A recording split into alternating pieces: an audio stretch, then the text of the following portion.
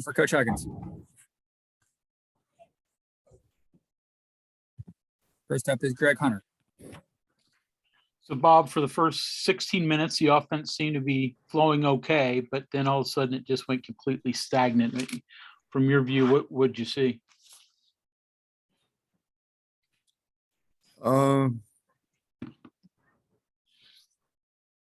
We've had a hard time passing the ball all year.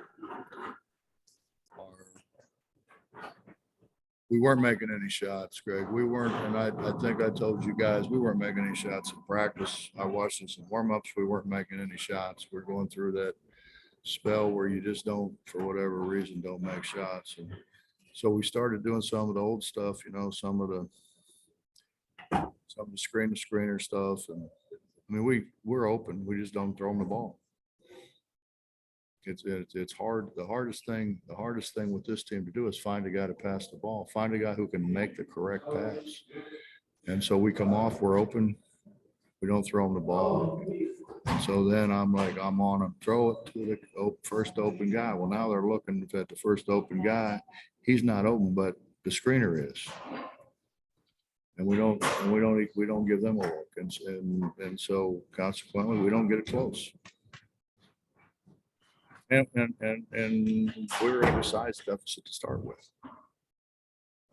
So a big size deficit. Is that a big part? I mean, points in the paint again was a major factor. You guys are either sort of jump shooting or nothing. That's sort of been key all year. So we got Big Boyd, and I don't know what to do. I don't know if you're just supposed to flop, or I don't know what you're supposed to do. I don't know how you defend it. I don't know how you defend a guy just taking it and backing into you.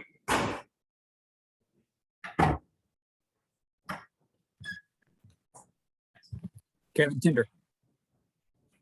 Coach, on your answer to the first question, have you seen anything from guys at any point this year that they understand throwing it to the first guy, waiting for the second guy, waiting for the third guy?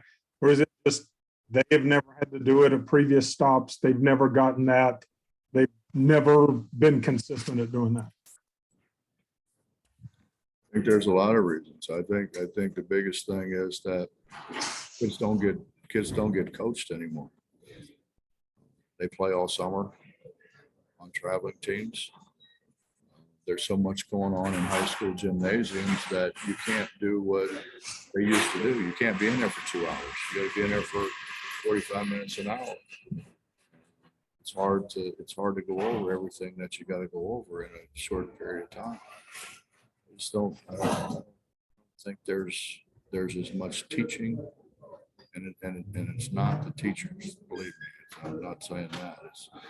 It's just there's not enough time to go over everything, the fundamental things that you need to know.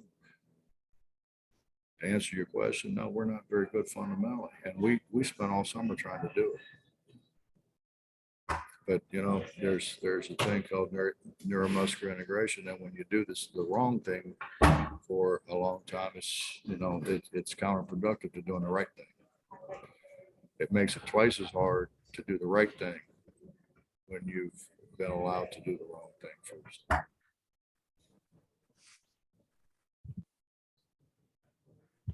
Justin Jackson. Coach, the first, 6-7 minutes of the second half, how much of that was a microcosm of basically what happened in the game? I think they got like 14 out of 16 points in the paint during that stretch, and a lot of that was transition. Just how critical were those opening minutes of the second half?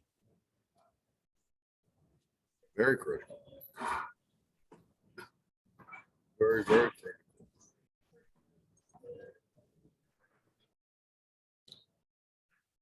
Justin, let's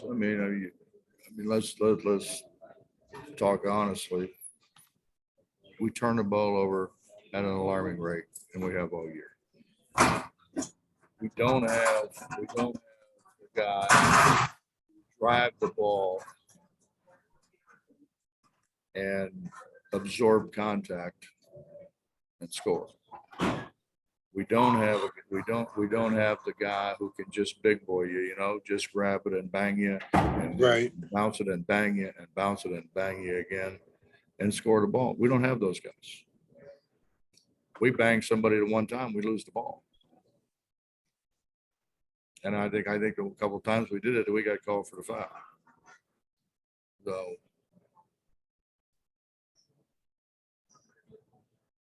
we don't have the personnel. We don't have the personnel to match up with some other teams. Now we have personnel to match up with some of the teams. We don't have personnel to match up with all the teams in our league.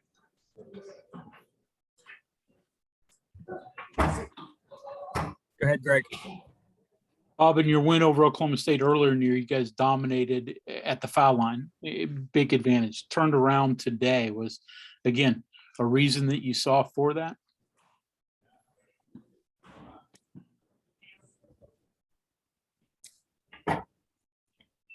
We're not very good at absorbing contact. I think that's the honest answer. We're not very good at absorbing contact, and so it's not called.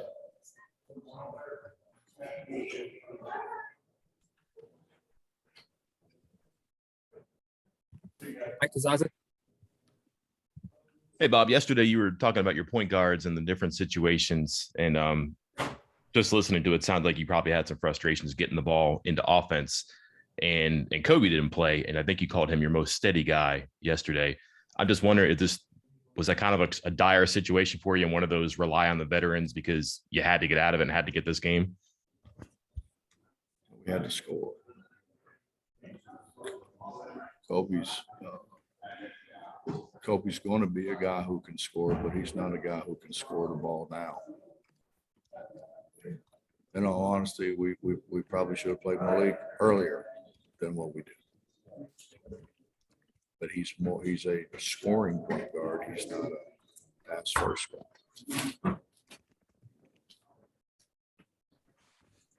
Thanks. And if I had all the answers, we'd be a hell of a lot better team, I guess. I don't have all the answers.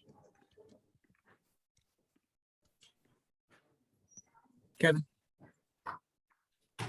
I'm assuming the technicals on Gabe were for talking to the officials, and what was the aftermath of that? Well, Gabe continues to run his mouth. I mean, he's been told and told and told that it's not going to continue. And he continues to do it. He got away with it. He got away with it a little bit early, and you get tired of it. You get tired of somebody squawking at you constantly. That's 100% his fault. He's been told. I told him. Larry told him. The official told him. They've tried to talk to him. Hasn't helped. Okay, Coach, thank you very much. Okay. Thanks, everyone. That'll conclude interviews today.